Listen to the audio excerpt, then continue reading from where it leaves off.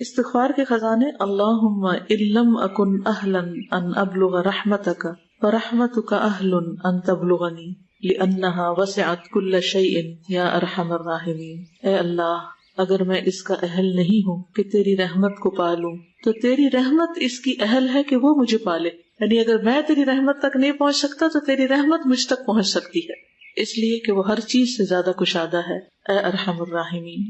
اللہم اغفر لی ما قدمت وما اخرت وما اسررت وما اعلنت وما اسرفت وما انت عالم به منی، انت المقدم وانت المؤخر لا الہ الا انت باسمک ربی فاغفر لی ذنبی۔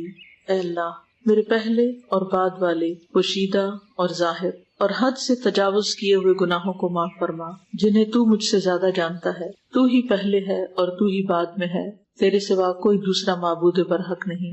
اے میرے رب، تو میرے گناہ کو بخش دے۔ اللہم اغفر لی ذنبی کلہ دقہ وجلہ واولہ وآخرہ وعلانیتہ وسرہ، ابوء بنعمتک علی وہذا ما جنیت علی نفسی، یا عظیم اغفر لی فإنہ لا یغفر الذنوب العظیمۃ الا الرب العظیم۔ اے اللہ، میرے تمام گناہ معاف فرما دے، چھوٹے بڑے، پہلے پچھلے، ظاہر اور پوشیدہ، اور تیری نعمت کا اقرار کرتا ہوں اور وہ جو میں نے اپنے نفس کے لیے گناہ کیا۔ اے اللہ، تو مجھے بخش دے، بس نہیں ہے کوئی ان بڑے گناہوں کا بخشنے والا مگر تو رب عظیم۔ اللہم انی استغفرک من کل ذنب تبت الیک منہ ثم عدت فیہ۔ اے اللہ، میں تجھ سے بخشش طلب کرتا ہوں ان تمام گناہوں سے جن سے میں نے توبہ کی پھر ان کو کر بیٹھا، یعنی توبہ کرتا ہوں پھر توڑ بیٹھتا ہوں، پھر توبہ کرتا ہوں پھر بھول جاتا ہوں، پھر غلطی کر جاتا ہوں، پھر غلطی کر جاتا ہوں۔ وَأَسْتَغْفِرُكَ مِن كُلِّ مَا وَعَدتُّكَ بِهِ مِن نَفْسِي ثُمَّ لَمْ أُوفِ بِهِ، اور بخشش طلب کرتا ہوں ہر اس وعدہ کے بارے میں جس کو میں نے تجھ سے کیا پھر اس کو پورا نہ کر سکا، یعنی اپنی کمٹمنٹس نہ نبھا سکا۔ وَأَسْتَغْفِرُكَ مِن كُلِّ عَمَلٍ أَرَدتُّ بِهِ وَجْهَكَ فَخَالَطَهُ غَيْرُهُ، اور بخشش طلب کرتا ہوں ان تمام اعمال کے بارے میں جن کو میں نے تیرے لیے کرنے کا ارادہ کیا تو وہ تیرے علاوہ دوسرے کے لیے آمیزش ہو گئی، یعنی میری نیت خراب ہو گئی۔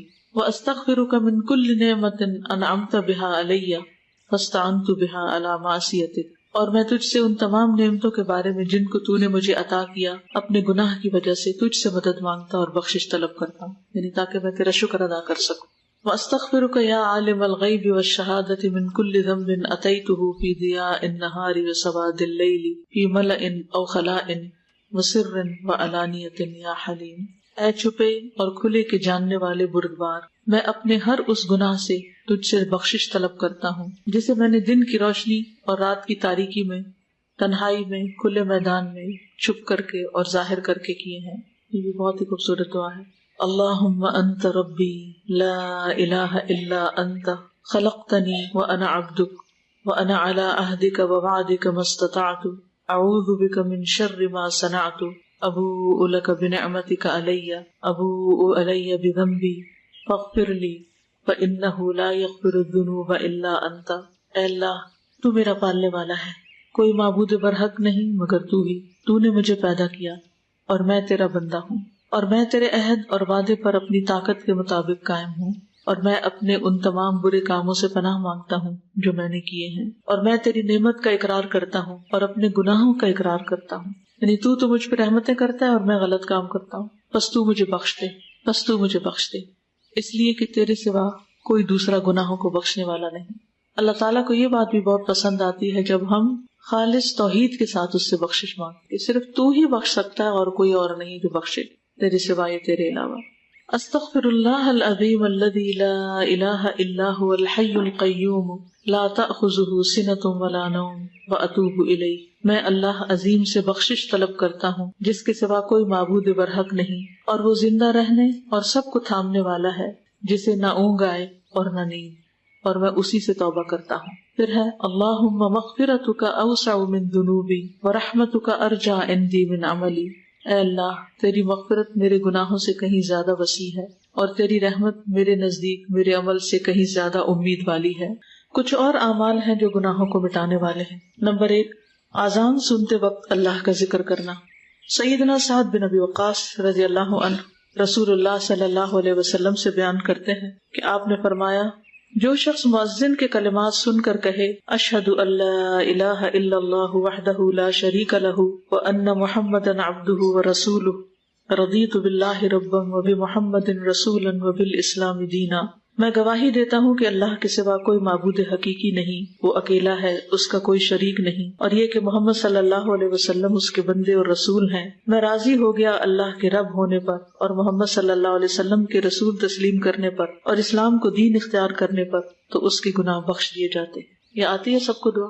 نہیں آتی تو کہیں لکھ کے لگا لیں اور یاد دہانی سے اس کو پڑھنا شروع کریں۔ لیکن افسوس کے ساتھ یہ کہنا پڑتا ہے کہ بہت سے لوگ اذان ہو رہی ہوتی ہے اور وہ باتوں میں ہی لگے رہتے ہیں، یا ٹی وی دیکھتے رہتے ہیں، یا اذان ہونے لگتی ہے تو ٹی وی کا چینل چینج کر دیتے ہیں، یا اذان سے انہیں کوئی دلچسپی نہیں ہوتی، گویا بس ایسے ہی کوئی جیسے شور کر رہا ہے اور وہ اس سے فارغ ہونا چاہتے ہیں۔ تو اذان جو ہے وہ بھی بخشش کا ذریعہ ہے، اگر اس کو سن کے جواب دے کے آخر میں یہ دعا پڑھی جائے۔ نمبر 2، وضو۔ سیدنا عثمان بن عفان رضی اللہ عنہ بیان کرتے ہیں کہ رسول اللہ صلی اللہ علیہ وسلم نے فرمایا، من تودع فاحسن الوضوء خرجت خطاياه من جسده حتى تخرج من تحت اظافره، جو شخص وضو کرے اور اچھے طریقے سے وضو کرے تو اس کے گناہ اس کے جسم سے نکل جاتے ہیں، یہاں تک کہ اس کے ناخنوں کے نیچے سے بھی خارج ہو جاتے ہیں۔ تو اس لیے شوق سے وضو کرنا چاہیے، محبت سے، پوری خوشی کے ساتھ، کیونکہ بہت سے لوگ وضو کرنے سے گھبراتے ہیں یا وضو کو ایک بوجھ سمجھتے ہیں۔ تو آپ وضو کریں تو یہ سوچیں کہ یہ میرے گناہوں کو دھونے کا ذریعہ ہے۔ نمبر 3، نماز۔ سیدنا ابو ہریرہ رضی اللہ عنہ بیان کرتے ہیں کہ انہوں نے رسول اللہ صلی اللہ علیہ وسلم کو فرماتے ہوئے سنا، ارأیتم لو ان نہرا بباب احدکم یغتسل فیہ کل یوم 5 هل يبقى من درنه شیء؟ قالوا لا يبقى من درنه شیء قال فذلك مثل الصلوات الخمس يمحو الله به الخطايا۔ بتاؤ، اگر تم میں سے کسی کے دروازے پر نہر بہ رہی ہو اور اس میں وہ روزانہ 5 مرتبہ غسل کرے تو کیا اس کے جسم پر کچھ میل کچیل باقی رہ جائے گا؟ صحابہ نے عرض کیا کہ کچھ میل کچیل باقی نہ رہے گا۔ آپ نے فرمایا 5 نمازوں کی مثال اسی طرح ہے کہ اللہ ان کے ساتھ گناہوں کو مٹاتا ہے۔ گویا اذان کے بعد وضو کے بعد نماز، یہ انسان کے گناہوں کو دور کرنے کا ذریعہ ہے۔ سیدنا ابو ہریرہ رضی اللہ عنہ بیان کرتے ہیں کہ رسول اللہ صلی اللہ علیہ وسلم نے فرمایا، صلاة الرجل فی الجماعة تضعف علی صلاته فی بیتہ وفی سوقہ 25 ضعفا ذلک انہ اذا تودع فاحسن الوضوء ثم خرج الى المسجد لا يخرجه الا الصلاة لم يخط خطوة الا رفعت له بها درجة وحط عنه بها خطيئة فاذا صلى لم تزل الملائكة تصلي عليه ما دام في مصلاه اللهم صل عليه اللهم ارحمه ولا يزال احدكم في صلاة منتظر الصلاة۔ آدمی کا با جماعت نماز ادا کرنا اس کے گھر اور بازار کی نماز سے 25 گنا زیادہ ہے، یعنی مردوں کے لیے، اور یہ اس لیے کہ جب اس نے اچھی طرح وضو کیا پھر مسجد کی طرف نکلا صرف نماز کے لیے، یعنی اور کوئی کام نہیں تھا، تو وہ کوئی قدم نہیں رکھتا مگر اس کی وجہ سے اس کا ایک درجہ بلند ہوتا ہے اور اس کی وجہ سے اس کی ایک غلطی معاف ہوتی ہے۔ پھر جب وہ نماز پڑھتا ہے تو فرشتے اس کے لیے مغفرت کی دعا کرتے رہتے ہیں، جتنی دیر وہ نماز میں مصروف ہے فرشتے بخشش مانگ رہے ہیں اس کے لیے، فرشتے اس کے لیے استغفار کر رہے ہیں۔ جب تک وہ اپنی جائے نماز پر رہتا ہے اور وضو نہیں ٹوٹتا، فرشتے کہتے ہیں اے اللہ اس پر رحمت فرما، اے اللہ اس پر مہربانی کر، اور وہ برابر نماز ہی میں رہتا ہے جب تک کہ وہ نماز کا انتظار کرتا ہے۔ نماز سے پہلے اگر جلدی آ جائے مسجد میں اور بیٹھ کے انتظار کر لے تو وہ بھی نماز کی حالت شمار ہوتی ہے، اور بعد میں بھی جب وہ بیٹھا ہوتا ہے نماز کے فوراً بعد نہیں اٹھ جاتا۔ سیدنا ابو ہریرہ رضی اللہ عنہ بیان کرتے ہیں کہ رسول اللہ صلی اللہ علیہ وسلم فرماتے تھے، الصلوات الخمس والجمعۃ الی الجمعۃ ورمضان الی رمضان مکفرات لما بینہن اذا اجتنب الکبائر۔ 5 نمازیں اور جمعہ سے آئندہ جمعہ تک اور رمضان سے آئندہ رمضان تک ان کے درمیان کے لیے کفارہ ہے جب تک کہ گناہ کبیرہ کا ارتکاب نہ کیا جائے۔ تو اس سے کیا پتہ چلتا ہے کہ وضو، نماز کے علاوہ جمعہ کا پڑھنا، رمضان، یہ سب کچھ گناہوں سے بخشش کا ذریعہ ہے۔ جب کبائر سے انسان بچتا نہیں، سارے صغیرہ گناہ اس سے معاف ہو جاتے ہیں، اور کبیرہ گناہوں کے لیے خاص طور پر توبہ استغفار کرنی چاہیے۔ نمبر 4، تہجد اور استغفار۔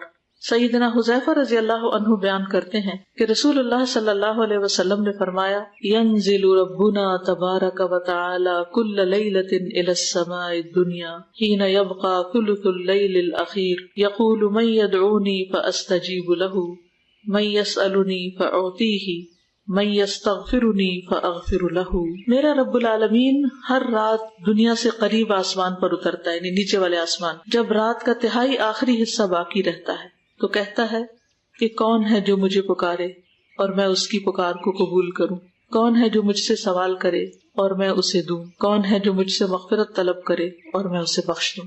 تو رات کا آخری تہائی حصہ جو ہے یہ بھی گناہوں کی بخشش کے لیے بہت فائدہ مند ہے۔ اللہ تعالیٰ خود دعوت دیتے ہیں کہ آؤ مجھ سے بخشش مانگو تاکہ میں تمہیں بخش دوں، تو اس سے فائدہ اٹھانا چاہیے۔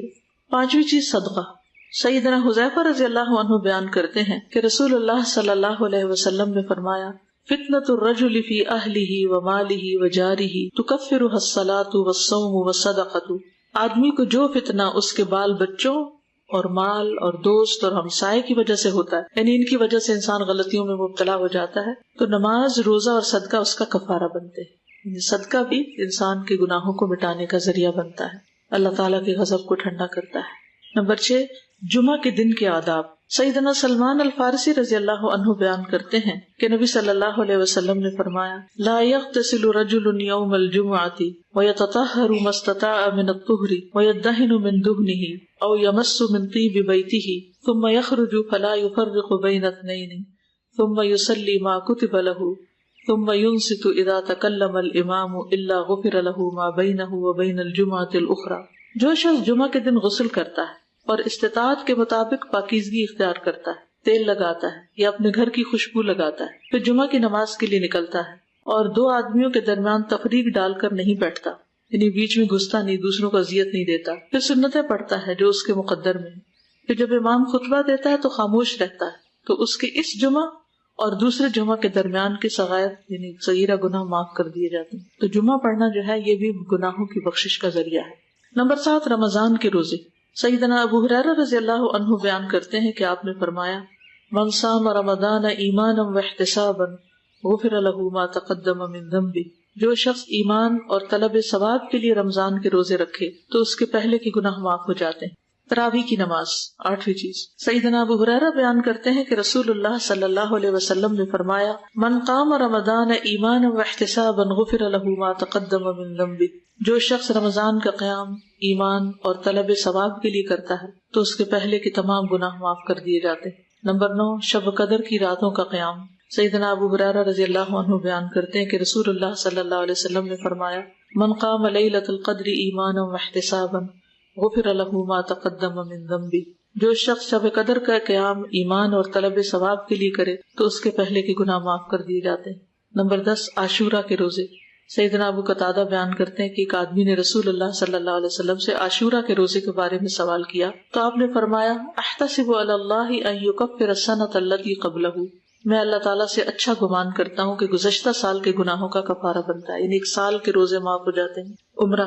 سیدنا ابو ہریرہ رضی اللہ عنہ بیان کرتے ہیں کہ رسول اللہ صلی اللہ علیہ وسلم نے فرمایا، العمرۃ الی العمرۃ کفارۃ لما بینہما والحج المبرور لیس لہ جزاء الا الجنہ، ایک عمرہ کرنا دوسرے عمرے تک کے درمیان کے گناہوں کا کفارہ ہوتا ہے اور حج مبرور کا بدلہ جنت کے علاوہ اور کچھ نہیں۔ تسبیح۔ جو شخص سبحان اللہ و بحمدہ سبحان اللہ العظیم 100 مرتبہ کہے تو اس کے گزرے ہوئے گناہ معاف کر دیے جاتے ہیں۔ اللہ کے فضل اور انعام کا اعتراف کرنا۔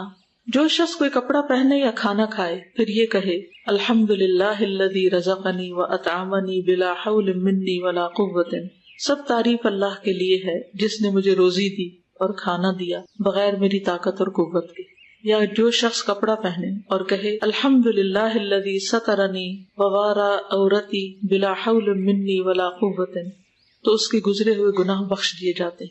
یعنی کپڑے پہن رہے ہیں، ضرورت ہے دنیاوی، اور اس وقت اللہ کو یاد کرتے ہیں تو بھی گناہوں کی بخشش ہوتی۔ کتنا پیارا ہے ہمارا دین۔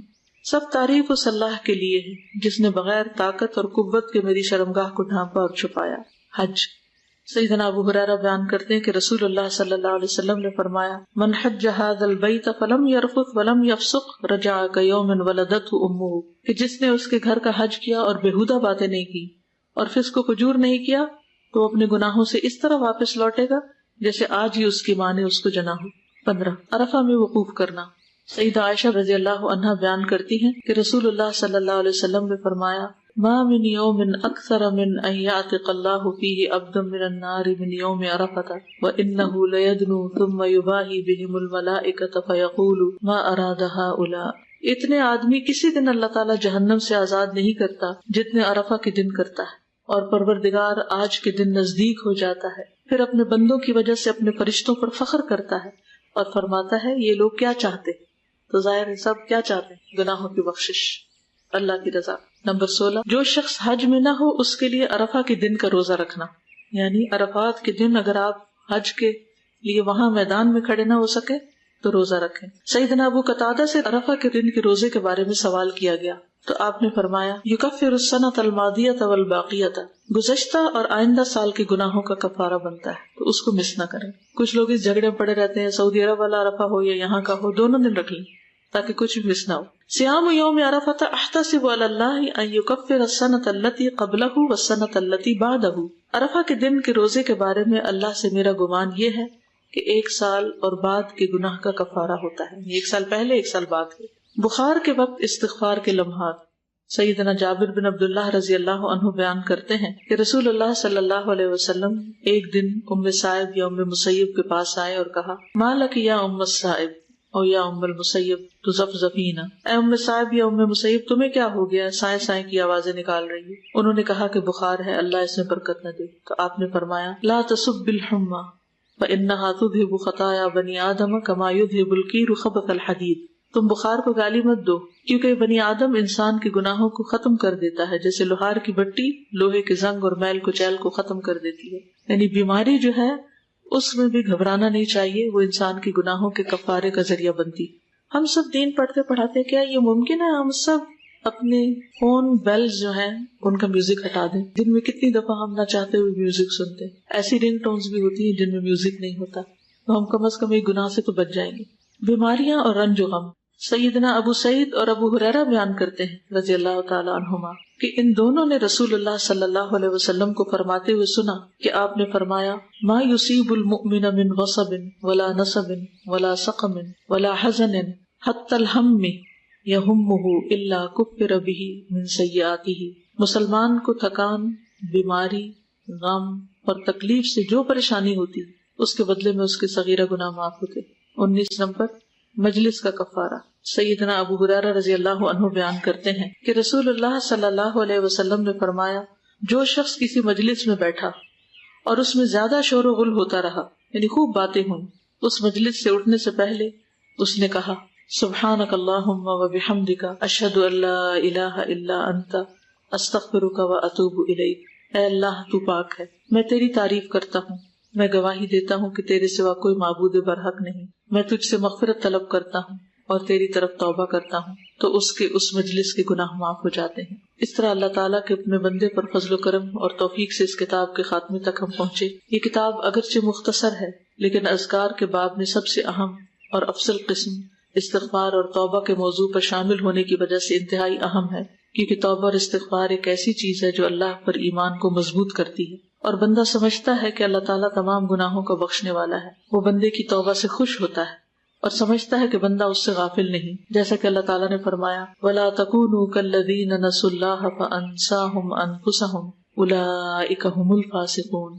تم ان لوگوں کی طرح مت ہو جانا جنہوں نے اللہ کے احکام کو بھلا دیا تو اللہ نے بھی انہیں اپنی جانوں سے غافل کر دیا، اور ایسے ہی لوگ فاسق یعنی نافرمان ہوتے ہیں. ہم اللہ عظیم الشان قدرت والے سے امید اور سوال کرتے ہیں کہ ہمارا خالق ہمیں نہ بھولے اور ہم پر اپنے عظیم فضل کو نہ بھولے، اپنی رحمت کے دروازے ہم پر کھول دے. اللہ تعالیٰ نے اپنی مقدس کتاب میں جہاں توبہ اور استغفار کی فضیلت آئی ہے، استغفار پر ہمیں ابھارا ہے. اسی طرح نبی کریم صلی اللہ علیہ وسلم کی سنت پاک میں اس کی تاکید آئی ہے. میں اپنی اس بات کو جو ایک ایسے بندے کی جس پر اس کے خالق اور رازق نے بے شمار انعامات کیے متواضع کوشش کی آخری بات ہے، اس کلام پر ختم کرتا ہوں جو استغفار کی عظمت پر روز روشن کی طرح دلیل بھی اور جو احادیث رسول صلی اللہ علیہ وسلم سے ثابت بھی ہے کہ فرض نمازوں کے بعد فوراً استغفار کیا جائے، پھر اس کے بعد تسبیح اور مشہور اذکار کرنے چاہیے.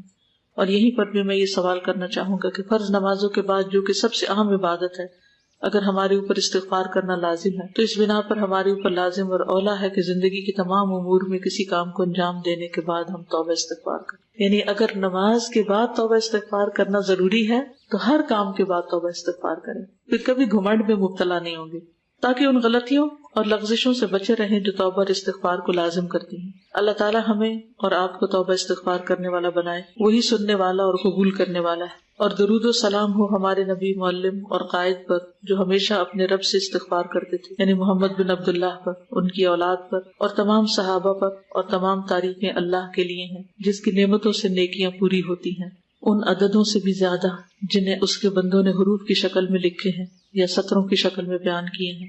وآخر دعوانا ان الحمد للہ رب العالمین. ایک دو اناؤنسمنٹس ہیں.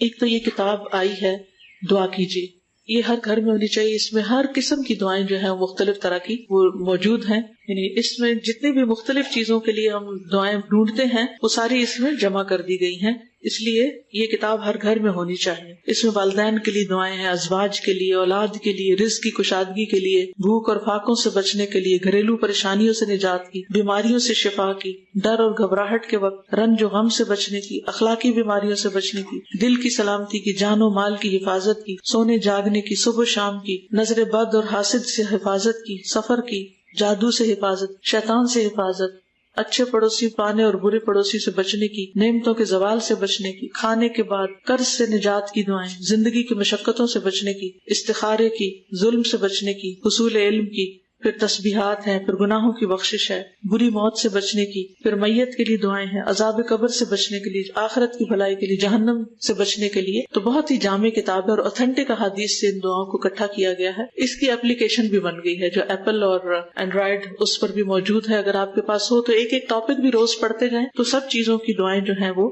اس میں شامل ہو جائیں گی. پھر اسی طرح یہ ہے کہ کچھ اور کارڈز بھی ہیں. اکثر بہنیں دعا پوچھتی ہیں کہ شادی یا رشتے کے لیے کوئی دعا بتائیں، تو اس کے لیے الحمدللہ ہم نے ایک چھوٹا سا کارڈ چھاپا ہے. یہ سب نوجوان بچیوں کے پاس ہونا چاہیے اور ان کی مدرس کے پاس بھی، تاکہ ان کو اچھے اچھے رشتے ملیں. پھر اسی طرح بستر پر لیٹتے وقت جو دعا پڑھنی چاہیے استغفار کی جو یہاں بتائی گئی تھی. پھر استخارہ کب، کیوں، کیسے، بہت سے لوگ سوال کرتے رہتے ہیں، تو خود بھی آپ علم حاصل کریں، اوروں کو بھی یہ کارڈز دیں تاکہ ان کو بھی صحیح بات پتہ چلے. پھر سفر کی دعائیں ہیں. پھر آیات شفا ہیں، ہسپتالوں میں دیں، مریضوں کے پاس پڑھ کر ان کو سنائیں. جہاں کسی کی عیادت کے لیے جائیں یہ کارڈ ساتھ اس کو تحفے میں دے کر آئیں. صرف زبانی تسلی نہیں بلکہ وہ کچھ کرنے پر بھی ان کو لگائیں. پھر نیک اولاد کے لیے دعائیں ہیں. پھر جنت میں جانے کے لیے جو دعائیں ہیں اس کا کارڈ ہے. پھر قبر میں جو سوال ہوں گے ان کی احادیث ہیں. پھر حفاظت کی دعا ہے. اس دعا کے بارے میں آتا ہے کعب احبار کہتے ہیں اگر میں یہ دعا نہ پڑھتا تو یہودی مجھے گدھا بنا دیتے. لوگوں نے پوچھا وہ کیا ہے، یہ کون سے کلمات ہیں، تو انہوں نے یہ دعا بتائی ہے. گھر میں اگر کہیں لگا دیں اور روز پڑھ لیں تو انشاءاللہ ہر طرح کی حفاظت ہوگی. پھر دوبارہ میں ڈی ایچ بلڈنگ کی آپ کو یاد دہانی کراؤں گی، اور مختلف کورسز کل اناؤنس کیے تھے مختلف جگہ پر داخلہ لینے کے، وہ آپ دیکھ لیجئے. پھر اسی طرح یہ ہے کہ جو لوگ کسی وجہ سے انسٹیٹیوٹ یا برانچ میں نہیں آ سکتے ان کے لیے آن لائن کلاسز کے علاوہ واٹس ایپ گروپ موجود ہیں. تو جو لوگ یہ چاہتے ہیں کہ روزانہ 30 منٹ تفسیر سننے کے لیے نکال سکتے ہیں تو وہ ان گروپس کو جوائن کر سکتے ہیں. ان کی گروپس کی ایڈمن کا کانٹیکٹ ریسیپشن سے لیا جا سکتا ہے. اسی طرح کیسٹس کے لیے فری ڈسٹریبیوشن کا اسٹال